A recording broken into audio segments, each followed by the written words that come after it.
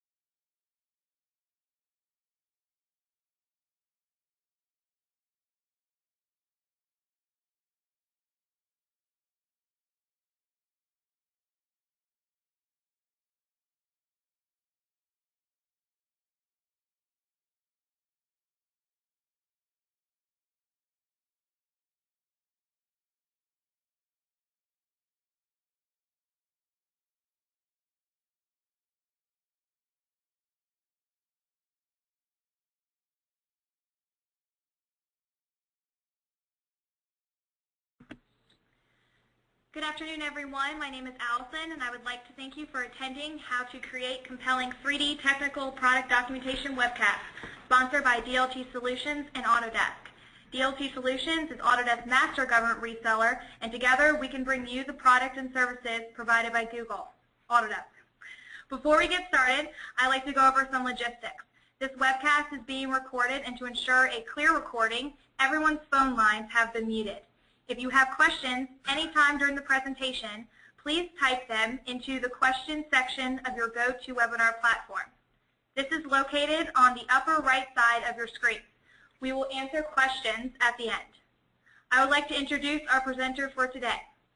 Mick Fears is a 17-year veteran of Autodesk, working as part of the manufacturing team since the beginning.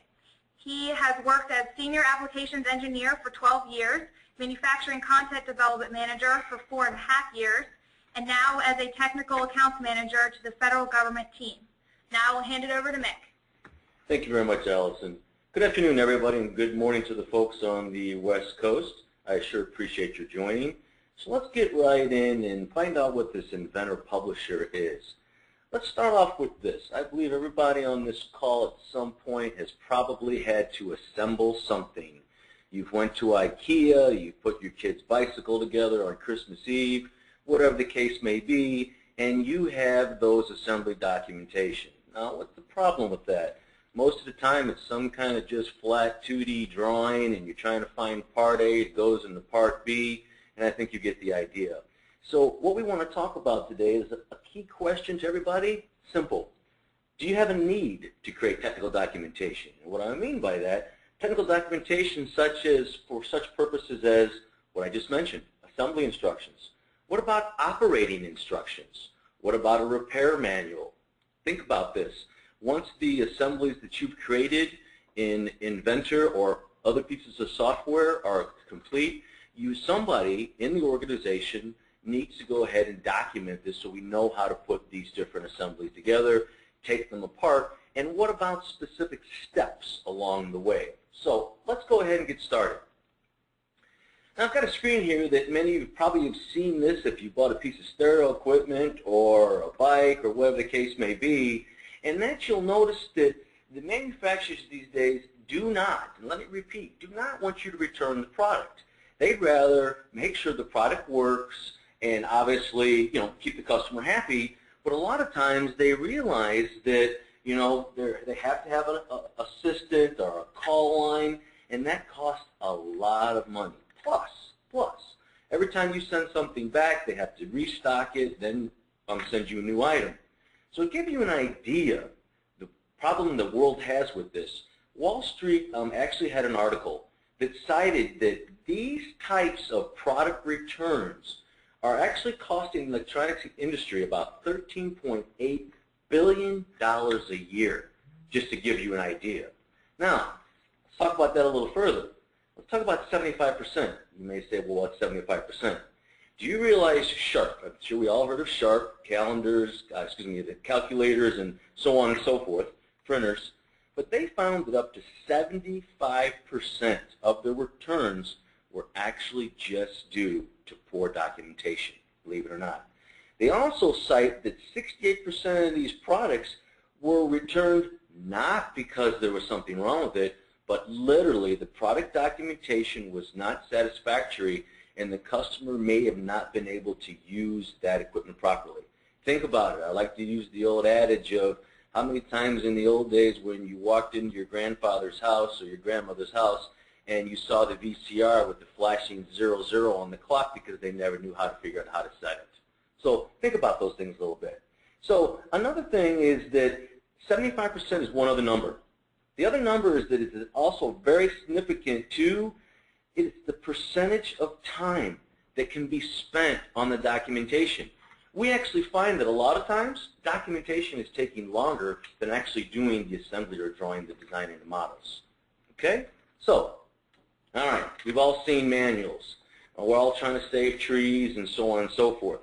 What's the problem with these manuals? In the past, with most of the technical documentation, first of all, it's 2D. Second of all, it's very text heavy. A lot of text that you're trying to read and figure out. Well, as we said, typical documentation is about 80% text, 20% images. Let's talk about that being the other way around. So let's talk about Inventor Publisher. First of all, I think the most important things to note about Inventor Publisher is this. You'll be able to move from the simple flat paper 2D drawing, if you would, or 2D documentation into the 3D world because Publisher works directly with 3D models. So 3D models from Inventor as well as other CAD systems, which I'll get into very shortly. The other nice thing is that everyone who's working with that 3D model can be up to date, whether you're in the technical documentation department or whether you're in engineering. So think about this. As changes happen in engineering, the technical documentation or technical publication department can be totally up to speed at all times. Now, the other thing that you're going to find out about this is that you do not have to be an engineer or a CAD expert to use this. Let's move on a little bit. So how do we do this? I like this slide because it says communicate with impact. If we think about the old adage, if a picture throws 1,000 words, what's a movie, right? Well, this is very, very simple to use. All we simply do is import a 3D model directly into Publisher that, oh, by the way, like I said, as you can see here, is fully associative to the Inventor model. The next thing you would do is you would go into the authoring mode, and that authoring mode is a variety of modes that you'll explode assemblies, you'll position things, you'll add annotations, you'll add images, you'll add timing and descriptions. So you're truly authoring this, let's say, movie in this case, even though you'll see that doesn't necessarily always have to be a movie. Which brings us to our next part, publish. We're going to publish to a wide range of formats. It could be a Word document, it could be a PowerPoint, but on the other hand, it can be a movie file, it can be a flash file, all right? Or it can just simply be a specific image. So if we keep this in mind, we actually had users say to us, users have told us, what used to take them 10 hours to do is literally taking them 10 minutes. And the other nice thing about it is, we don't necessarily have to pay an expensive engineer to create these technical publications, because we've made this tool available for the non-CAD user as well. Okay, let's go to the next piece that's very important, I believe. We all know, working in our daily lives, that even as Autodesk, yes, I would love to be able to talk to everybody, and that the only software you have in your company is Autodesk software. Well, we also know that that's not realistic. We use a variety of different softwares in our industry. So in this case, notice how Publisher can actually leverage not just the Inventor models in DWG and DWF, but notice we can do STEP, IGES, and SAC files, but notice we can even bring in the Pro Engineer files and CATIA files. And the nice thing about this is if we do stay in the Autodesk world, we can inherit the model properties, so all the metadata that goes along with Inventor files or DWF files. Along with, as I've spoken before, you'll be able to have the associative updates. So not only do you have the updates, but you'll have the properties, the colors, the decals, materials. All of it will come right into Publisher. Okay, so let's talk a little bit about the authoring tool before we get into the presentation.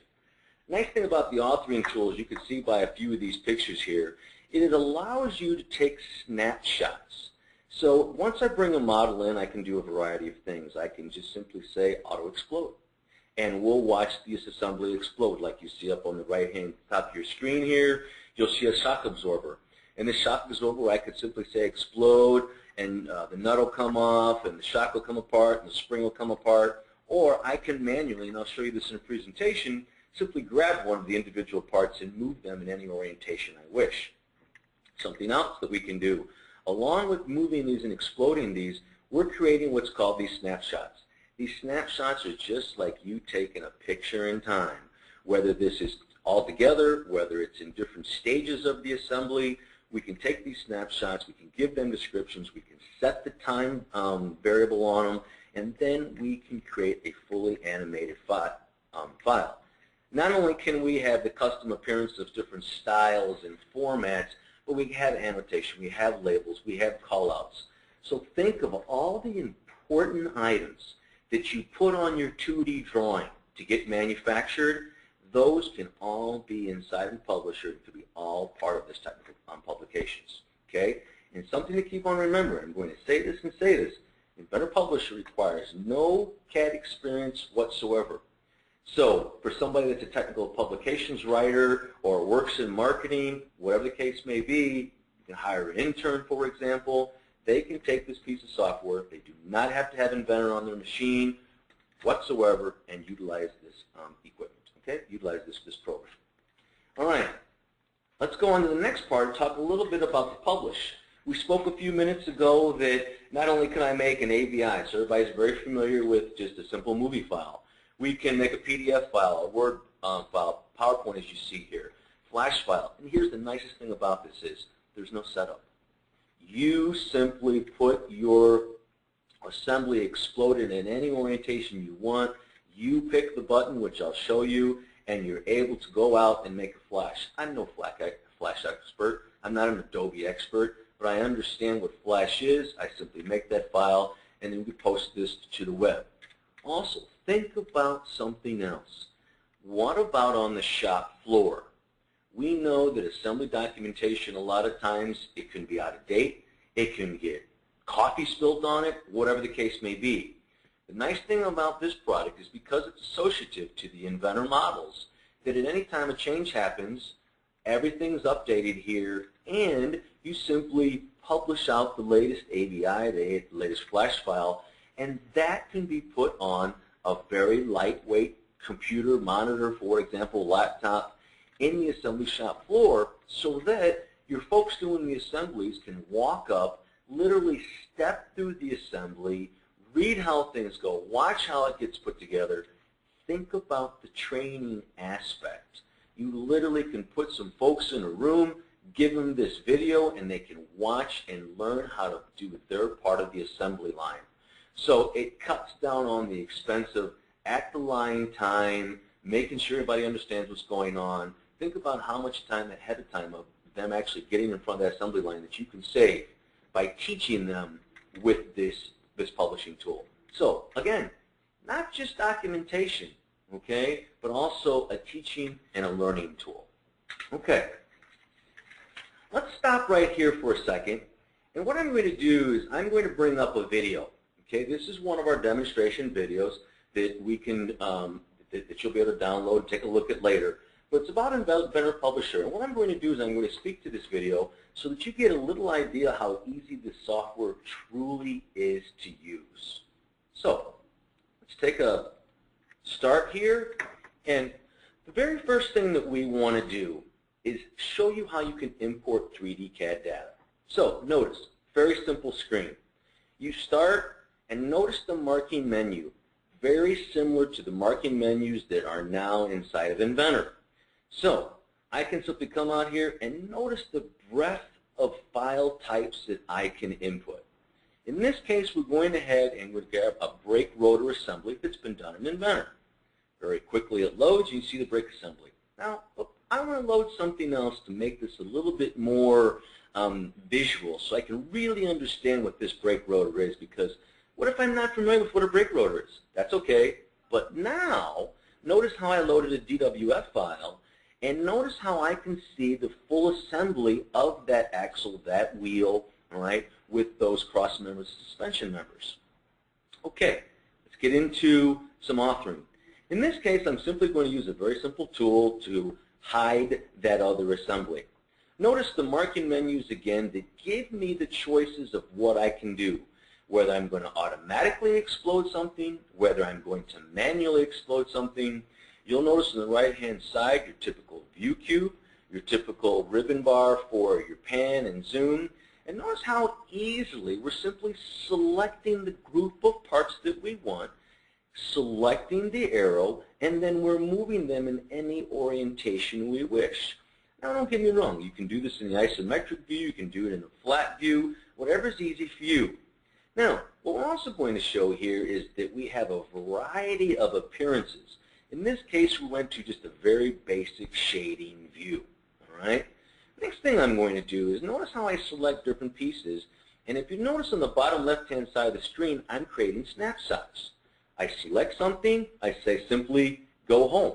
So in this case, because I had taken those bolts and I had actually moved them away, I want to show the process of those getting assembled. So it's as easily as creating a snapshot. Again, think of a picture in time at that moment. In this case, I simply said, go home, and they restored to their original position. Also notice how I can take multiple snapshots and have them work together. Maybe I want to change colors. Maybe I want to grab multiple parts at one time and move them in different areas. Or maybe I'm going to do something, for example, in a little while, putting trail lines. It depends on the scope of your edit. What would you like to do at that time of this assembly? Okay, so notice I've got a variety of snapshots now. I've taken each one of those parts. Even though I've taken them apart, notice I can go back to any snapshot at one time, or I can grab all the snapshots, and in this case, I'm going to take all these snapshots and I'm going to simply change their appearance to a technical drawing appearance. You'll notice the white and black, much like you've seen many times in technical documentation. Okay, now notice, how did that work? How did that animation just happen? Well, it's very simple. Snapshots understand that they work together. So all I simply do on the storyboard is right-click, and when I right-click, it knows how to play all those snapshots in the order that I put them in. Now, the other thing that we're going to do here is, let's talk about a little bit more authoring. Notice how we've selected a variety of parts. Notice that immediately we have leader lines. I can take my arrowhead, I can define my shape, I can define the outline of it, how it's filled, but notice this. I can either type in text or remember something. The publisher understands the metadata. So it understands the part number, the material, everything about it, so that it's very, very easy to have these callouts. We can explain which each one of these part numbers are and so forth. Okay? Now, what if I have a step here that's extremely important that I need to call something out very particular? For example, in this case, I want to grab these set of bolts. So what I want to show is trail lines so that it makes it very easy, no matter what orientation I'm looking at this, we can understand that these trail lines represent these bolts get installed back into the brake rotor in this manner. But what if I have some additional information? What if I need to specifically call something out? For example, in this case, these bolts need to have thread lock.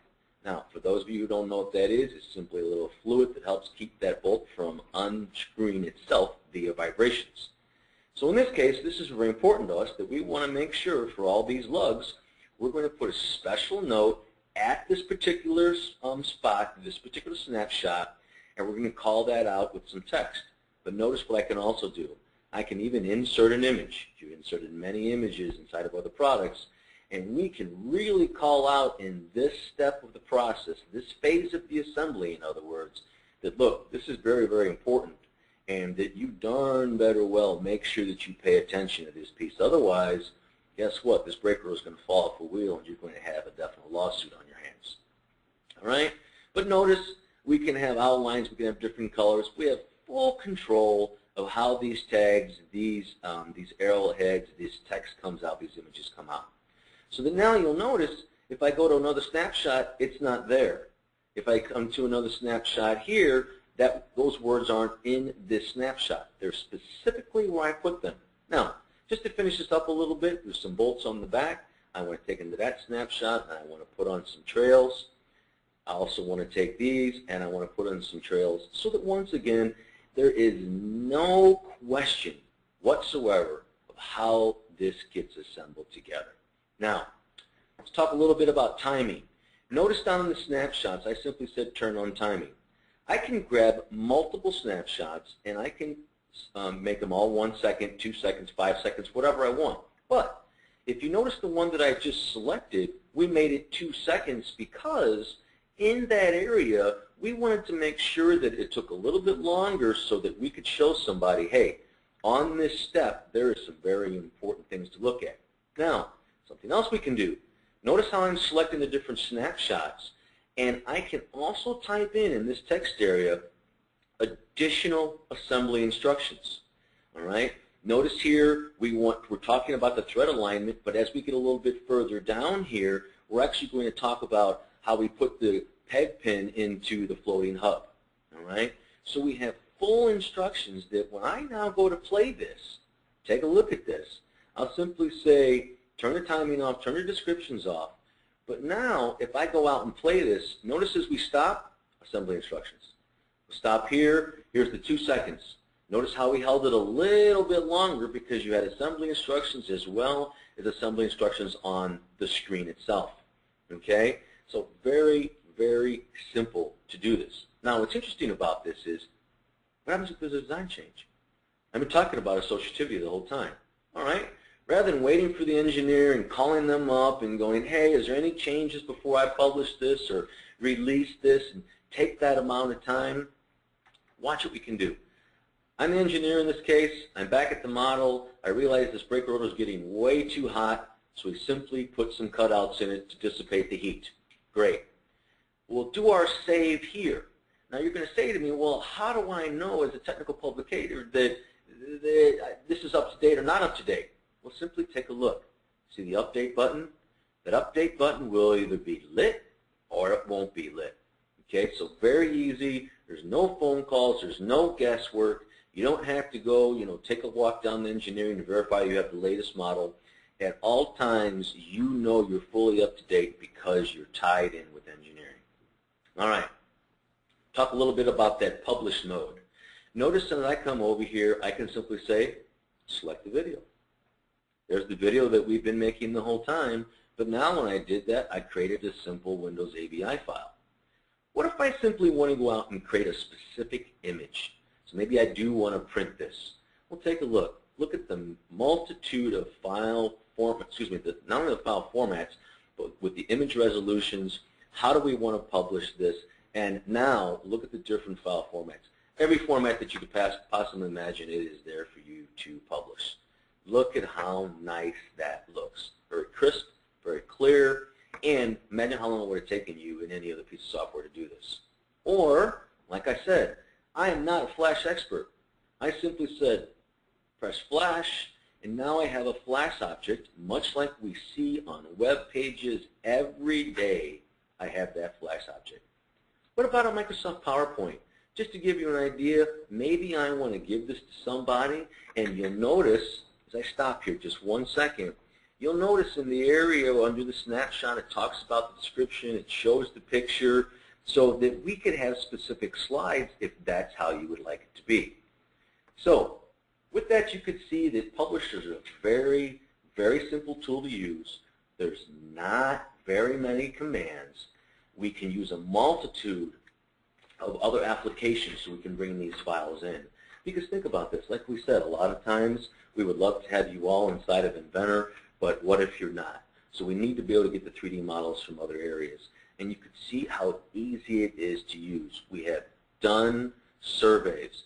We realize that in this day and age, we're not necessarily paying engineers to go ahead and do these technical publications. So we need to make a CAD tool that is very, very easy for a non-CAD person to use. So we need to make a tool that's very simple that anyone can use. Okay? Now, let me move forward here a little bit. And in kind of a summary, if you would, all right, we know that all products require documentation. Okay? We know that documentation is the longest part of all. Let's face it, we're doing enough typing already by doing email and all the rest of it, so we need to make this easy. And yes, I like the way we put that it revolutionizes the product documentation. But I think that if I could leave you with something, I would say, okay, in summary, why do I need Publisher? So think about this. First of all, I want to avoid assembly errors.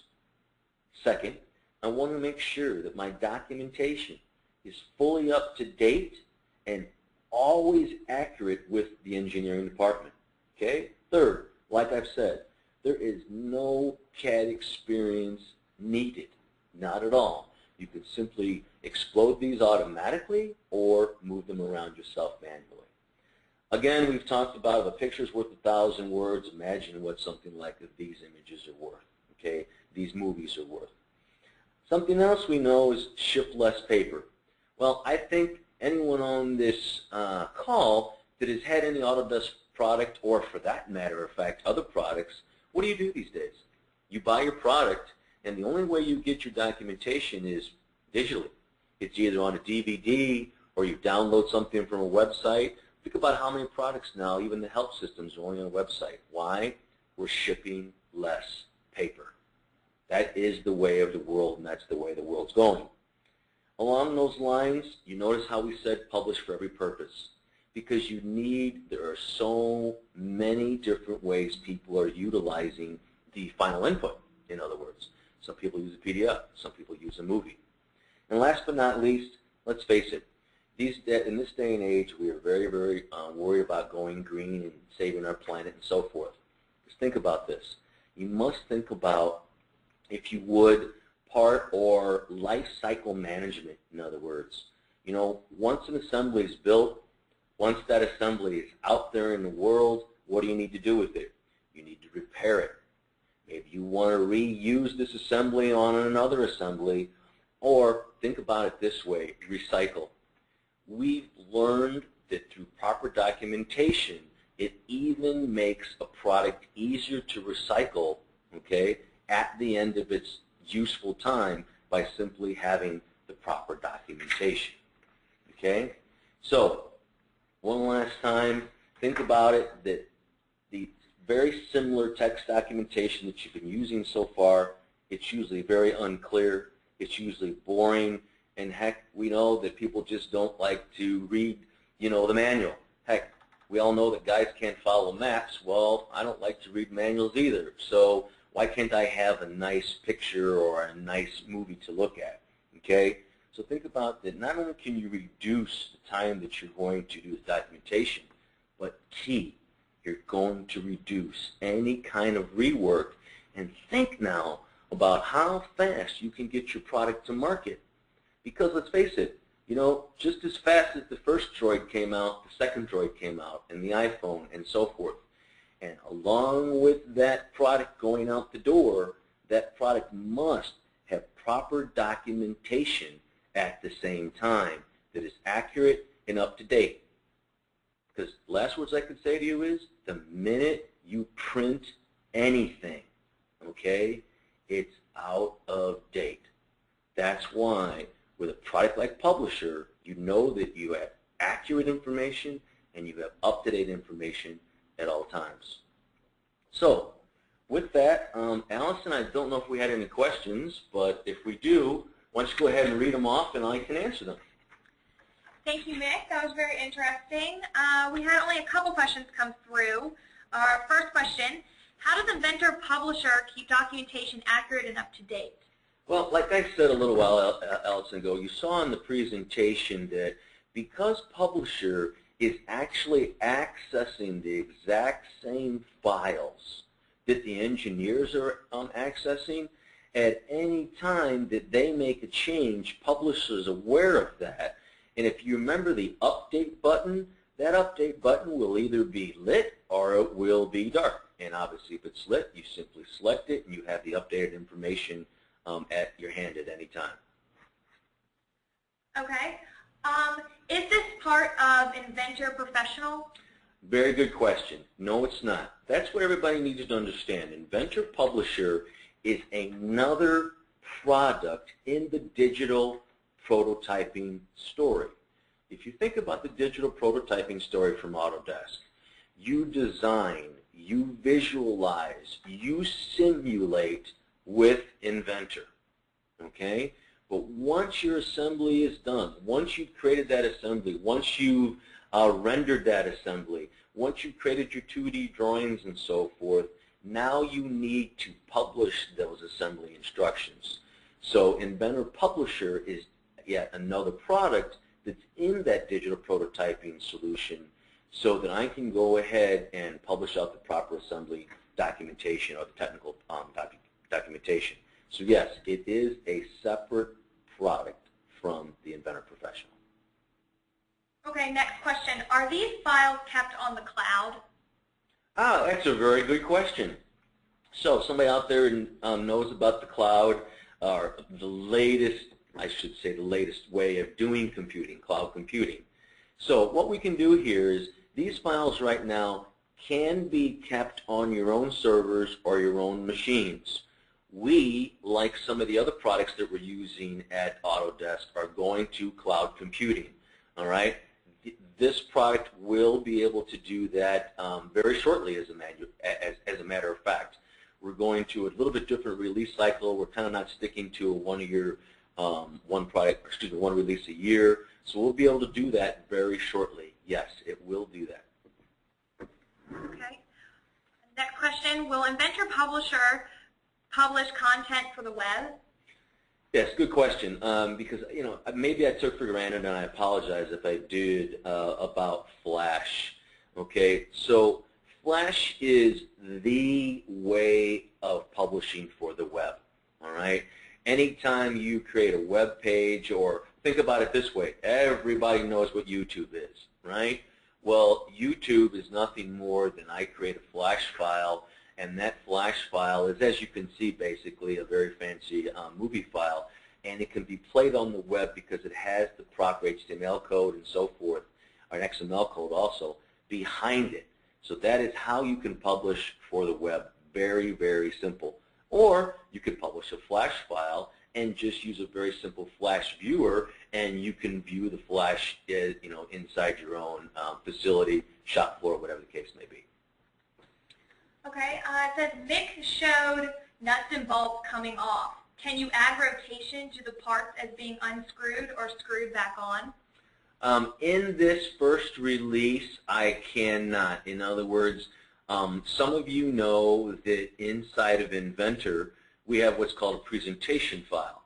And that presentation file allows us to go ahead and show a bolt actually being rotated and screwed into the part. For right now, what we're doing is we're trying to make this lightweight and easy. So the request for right now, it just says, here, take the bolt, show how it just simply gets assembled. And maybe what you'd want to do is inside the assembly instructions, maybe you want to talk about tighten to certain, 30 Newton meters per torque or whatever the case may be. So you may want to call that out rather than actually seeing it. And once again, it is strictly to try to make some of the lightweight files for folks out there, because obviously that extra rotation would take a little bit of extra rendering and computing time. But it is something that we will probably go to in the near future. Okay. Flash is not the only one that is supported HTML5. Is this supported? You know what? I tell you, I would have to actually get that answer to you, whoever this may be. If you would like, my email address is just Mick, M-I-C-K, .fears, F-E-A-R-S, at Autodesk.com. Please feel free to send me an email, and I know the person I can ask in 5 seconds back in Portland, and I can be able to get that answer for you, because I don't know how to answer that at this point. But I can get that answer for you. Okay, thank you. We have another question come in. Can you add narration or a set of instructions to follow the animation? Okay, so you saw, as far as narration goes, as far as sound goes, with some other tools. So let's say you created a Flash file, then you took that Flash file into something like Adobe Premiere. Yes, you could add a WAV file to it. But inside of Publisher itself, if you remember when I was doing the storyboard, and we not only could set the time interval, but we could also set the description. Right there is where you would type in a specific description so that you'd be able to read that just like a narration or, for example, a closed caption movie. So you can put that closed caption in there, and then it will show when you play it back. Okay, and this will be the last question, unless some last-minute questions come through. Do you need CAD experience to utilize Inventor Publisher? Okay, that's a good question, and I know I've said it a couple times, but let's expound on it a little bit. So, as you saw by the tool, it's a very simple interface. It's a very simple marking menu that allows you to interact with the different assemblies. Now, so let's say you know nothing about how Inventor works. Let's say you know nothing about the assembly itself. Well, even if that is the case, what you would do in that case is simply use the auto explode command, for example, and then you could see how things come apart. And then what I would say is, based on a 2D drawing that somebody's probably made, you can then author the callouts, the balloons, whatever the case may be. Because by simply doing an auto explode, that usually is sufficient enough for anybody to see how something goes apart. If you want to get a little bit fancier and you want to change the different order of how things go together, it probably would be a good idea to talk to somebody in engineering just so that you understand how that assembly works. So, no, you do not know how to have to use Inventor. That's a definite. You do not know how to have to use Inventor, but you probably should have some working knowledge of the assembly that you're working with so that you at least understand how it works yourself, or get that knowledge so that you're not producing the wrong assembly instructions.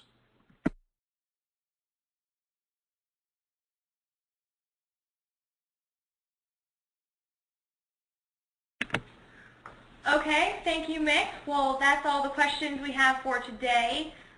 Thank you, everyone, for attending, and have a nice afternoon.